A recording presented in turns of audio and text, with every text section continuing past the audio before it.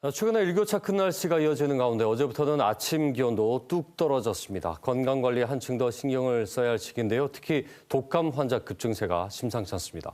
독감 대유행이 우려되는 올 겨울 어떤 점을 특히 조심해야 하는지 동아대학교 한성호 가정의학과 교수와 함께 얘기 나눠보겠습니다. 예, 교수님 어서 오십시오. 네, 고맙습니다. 뭐 지금 아이건 어른이건 독감 확산세가 심상치 않아요. 예년보다 뭐 2달 가까이 빨리 시작이 됐다 이렇게 지금 얘기를 하고 있는데 갑자기 이렇게 빨리 확산되는 이유부터 좀 분석을 해보죠. 독감이 예년보다 이렇게 빠르게 시작된 것은 일단 코로나19 이후에 사회적 거리두기나 마스크 착용이 해제되면서 이제 전반적인 집단 면역이 떨어졌다. 이게 큰 이유라고 볼 수 있고요. 그리고 이제 학교나 직장 그리고 학원 같은 밀집 공간에서 활동이 완전히 정상화되면서 감염의 경로가 늘어났고 특히 올해 이제 평년보다 빨리 온도가 떨어졌어요. 기온이 떨어지고 그리고 낮은 습도 그리고 큰 일교차 같은 경우는 이 바이러스가 딱 좋아하는 환경입니다. 아, 그래요? 그럼 거기에다가 이런 것들 거꾸로 우리 사람들한테는 면역을 떨어뜨리기 때문에 이러한 것들이 여러 가지 복합적으로 해서 이게 2달일지 발발한 것 같습니다. 뭔가 자연 환경적인 그런 뭔가 이유도 있을 수 있지만 그것보다는 우리 이제 사회적인 그런 거리두기라든지 조금 이제 위생에 대한 좀 떨어졌다는 거죠. 그렇죠. 그러다 보니까 이제 감염 경로가 다양해지고 빨라졌다. 예, 맞습니다. 결국 우리가 막을 수 있었다는 의미로도 또 들리기도 합니다. 그렇죠. 우리도 충분히 예방할 수 있다고 생각합니다. 예, 아쉽네요. 근데 지금 최근에 독감 의심 환자가 지난해보다 뭐 10배 넘어요. 12배까지라고 하는데 이 정도면 최근 10년 이내에서는 최대 유행을 지금 전망을 하고 있는데 지금 확산 추이는 어떻게 보십니까? 현재 외래 환자 1000명당 독감 의심 환자가 50명이 넘었습니다. 유행 주기주보가 6.5명이니까 훌쩍 뛰어넘은 거죠. 그러네요. 작년에 같은 기간에 따르면 4명이었는데 거기에 비하면 12배나 늘은 건 사실입니다. 그런데 문제는 이제 독감이 정점으로 가는 것이 올해 12월부터 내년 2월에 평소에 그때가 가장 독감이 유행하는 시기거든요. 그때가 남아있기 때문에 확진자 수는 훨씬 더 늘 가능성이 높습니다. 현재 상황은 대규모의 유행기에 진입했다라고 볼 수 있습니다. 그럼 아직 어찌 보면 이제 시작도 안 한 시기라고 이제 그렇죠?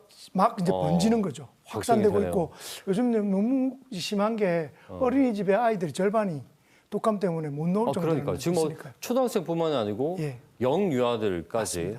그리고 지금 소아청소년들 중심으로 이렇게 또 많이 확산되는 이유는 또 어떻게 보십니까?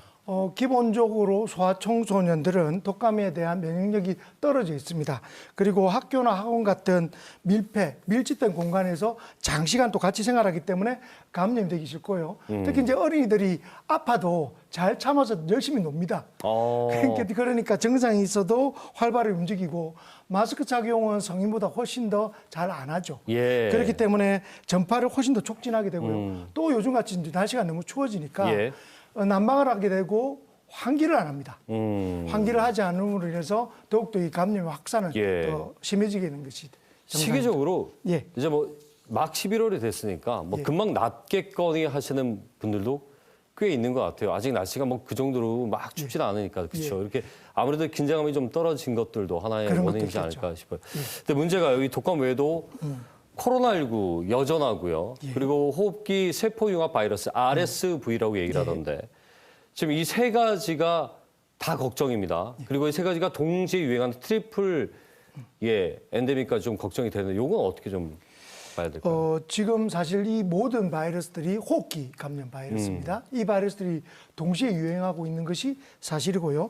이게 이제 모든 호흡기 감염의 이 바이러스들이 중증화를 일으킬 수 있어서 만약에 동시에 유행할 경우에는 우리나라 의료 시스템에 과부하가 걸릴 확률이 굉장히 높아집니다. 특히 이제 영유아 고령층 면역 저하자들이 이러한 호흡기 감염의 중복으로 많이 감염이 된다면 이게 위험성이 굉장히 커지기 때문에 예방접종이나 마스크 같은 개인 방역이 무엇보다 중요하다고 생각합니다. 그러면 이제 한 환자가 동시에 걸릴 수도 있는 거예요? 당연히 그럴 수 있습니다.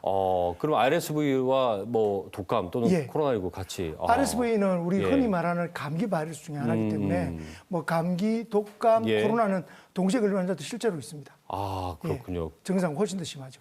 그러면은 이제 우리가 상상하기 힘든 정도의 또 왜냐하면 어른들 중에 지금 열이 38, 9도 되신 분들이 있더라고요. 그런 분들은 뭐 하나의 이유일 수도 있겠지만 예. 동시에 감염됐을 가능성도 있다는 되지 거네요. 못하죠. 그래서 또 특히 이제 면역 저하자나 진짜 영유아 노인들은 조심하셔야 될 예. 때라고 생각합니다. 그렇군요. 일단 독감 예방으로 얘기를 가보면 역시나 뭐 코로나도 마찬가지지만 이제 백신의 중요성. 예. 근데 이거 저 독감 백신이 병원에 가면 3가와 4가 두 가지가 예. 있어요. 요건 이제 어떤 차이가 있고 어떤 백신을 맞아야 하는지는 이제 의료진 판단인지 어떻게 됩니까? 그렇지만 이제 일반적으로 독감 백신이 3가, 4가 정도는 이제 시청자분 예. 알고 계십니다.